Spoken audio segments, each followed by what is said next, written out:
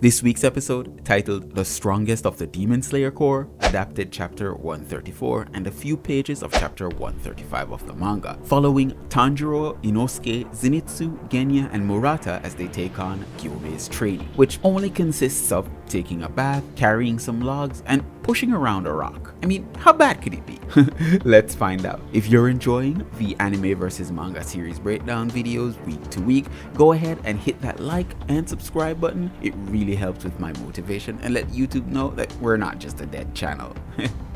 The chapter starts off with Gyome explaining his training. First, you let the cold, heavy waterfall wash over your body, then lifting some heavy logs, and finally, you move a boulder a few feet. This was slightly different in the manga. Instead, they would need to push the boulder through a nearby town, but in this case, we get a specific distance, which is 358 feet. Only then, you will complete the training. Oh yeah, he also removed the fire course from this training as he thought that would be way too hard for these guys. And Zenitsu just fainted, so Gyome says to throw his corpse into the river. This is where the anime will begin and we get the title card. Poor Zenitsu was cold after that plunge, so he tries to find warmth, only to get Murata telling him that, hey, these rocks are warm, so he bolts to them and relaxes, thinking that it's his mother due to its warm embrace.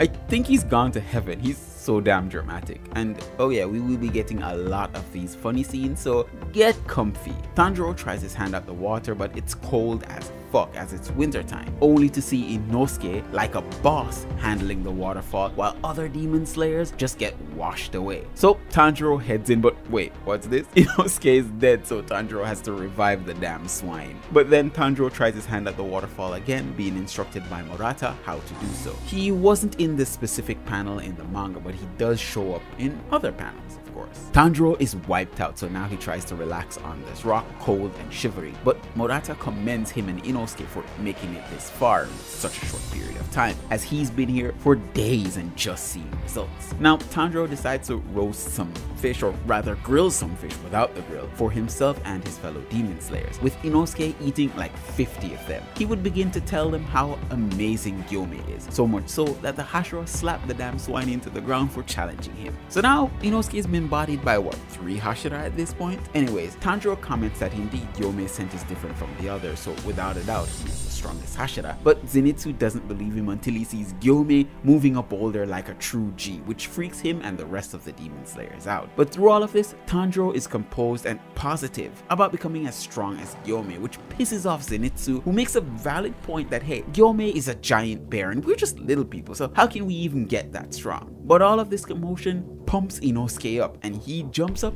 to go off to train. Within no time at all, they complete the waterfall training, but not without incident though. Some of them actually drown. And then Tanjiro completes the log lifting. For the sheer determination that Tanjiro has shown, hit that like button for me. YouTube thinks that my channel is dead, but you can still show them that it's definitely not, and we're here to stay. Thank you so much for your support, and don't forget to subscribe. I also heard Charlie say that Demon Slayer has fallen the fuck off. Is that really true, or is it a case where no one can stand training arcs these days?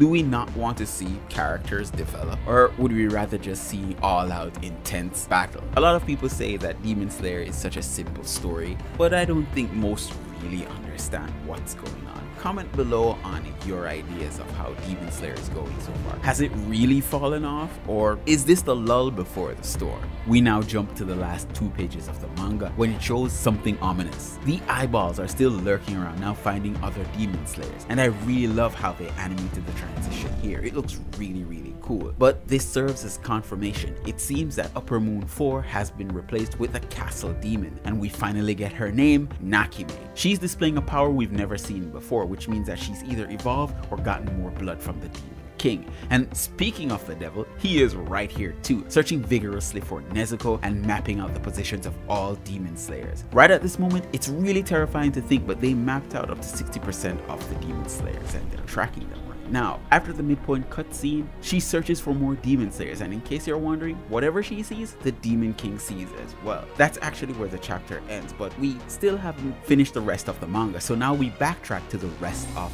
the training. Tanjiro is trying his damn near hardest to push this forsaken boulder, and his face really looks like he's passing a massive shit. But before he really gets anywhere, his slippers snap. Heading back to fix it, we see 3 scrub side characters who couldn't cut it at all and decide that hey, they're heading home. But this is where Tanjiro's positive side comes in and lets them know that they will be a big support in the fight with the Demon King, lifting their spirits, which that specific part wasn't in the manga. And then Tanjiro doing the boulder for a second time before heading into the hut was an anime exclusive as well. But he fails to do so, so now he's making food again for his fellow Demon Slayers, and man, Tanjiro is such a kind person, it's not even funny. They discuss how many of the Hashira don't have pupils because their training is so hard that the pupils would just run away, and then Tanjiro boasts about his cooking skills. Oh yeah, in the manga, the names of these guys were displayed, but we never see them again, so it's really inconsequential, and Zenitsu is dead in the corner. Well, he's not dead, I know. He's just demotivated, but this warming moment brings back memories for Tanjiro, who must miss his family a lot. This particular scene wasn't in the manga, so it's an anime exclusive.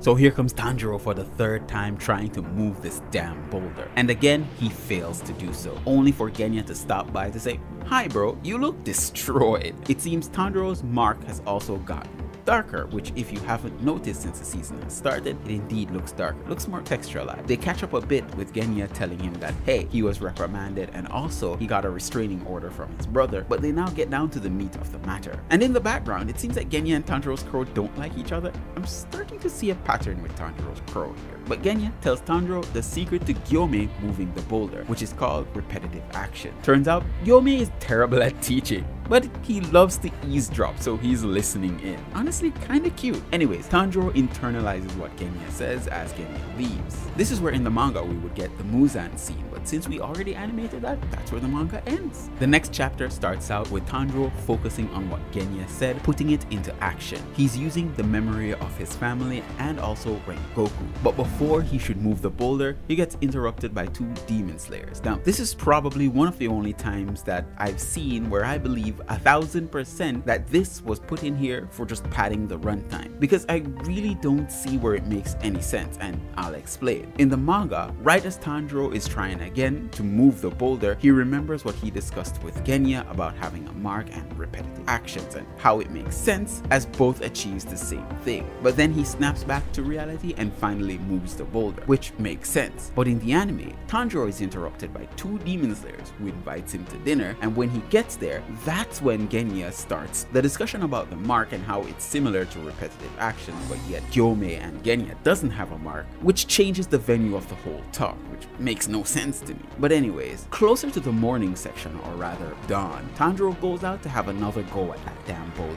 This time, remembering his family and Rengoku, Tanjiro for a short period activates his Demon Slayer mark and starts to move the boulder, but he lets up a bit. This is when Zenitsu and Inosuke would arrive to see him doing this. In the manga, it didn't seem like Tanjiro paused at any time, and the guys were already there watching him since the beginning. But as you know, that's not the same for the anime. It shows him activating the mark multiple times. For the second time when he activated the mark, he moved the boulder much further, which shocked his 2 friends. This is actually as much as the anime would adapt for this particular chapter, as it ends here only doing 5 out of 19 pages. We do get a quick teaser showing Muzan contemplating what Uyashiki is doing, which I'm sure the next episode will reveal, and trust me, you'll understand his words. But that's where it ends, and we get the Taisho era secret, which I won't be discussing this week. The next episode is dedicated to Gyome showing his backstory, which is covered in chapter 135, so join me for that next week. Let me know in the comments below what you thought of this episode. Has Demon Slayer really fallen off? And don't forget to subscribe and hit that like button when you have the chance. Thank you for joining me, V Nation. I've been your host Kyle. Peace out, stay safe out there. Bye.